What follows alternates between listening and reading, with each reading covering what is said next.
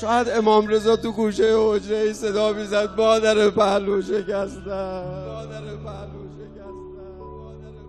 اهل بیت یه ناله هایی دارن دوست دارن کسی بشنوه. شما فکر میکنید اونا چی هن؟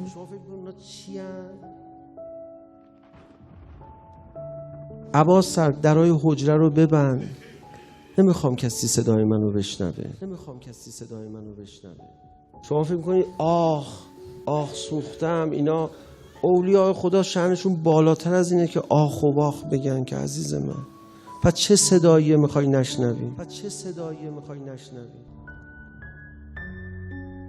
یه بار دیگه هم ما دیدیم تو زندگی امیرالمومنین تنها فرمود یارانش نه دیگه من میخوام تنها باشم. میگه دنبال حضرت رفتم نتونستم تنهاش بگذارم. آقا برگشت تو تاریکی فرمود کیه؟ گفتم آقا ببخشید من ترسیدم ترورت بکنم نتونستم.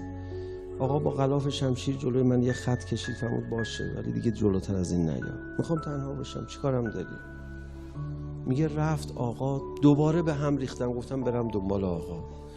اومدم دیدم آقا سر تو چاه کرده داره داد میزنه. تا بلند شد منو دید دیوانه شدم. اون سالی که اینو من خوندم گفت نشنیدی که من با چاه چه میگفتم؟ حالا سوال، آقا اگه بخواد با خدا مناجات کنه مناجات نشنیدن داره؟ بهترین مناجات ها، عالی ترین مناجات ها رو گفته نوشتن اصحاب در حال مناجات. اصلا امیرالمومنین ادب عبادت بلده. بخواد مناجات کنه چیکار میکنه؟ میشه سر نماز. آداب دعا هست. سر تو چاه گذاشتن هیچ کجا ننوشته میخواستی مناجات کنی با خدا سر تو چاه بگذار. پس چی داشتی میگفتی آقا؟ شاید داشت میگفت فاطمه من دلم تنگ شده. شاید روزه میخونده علی.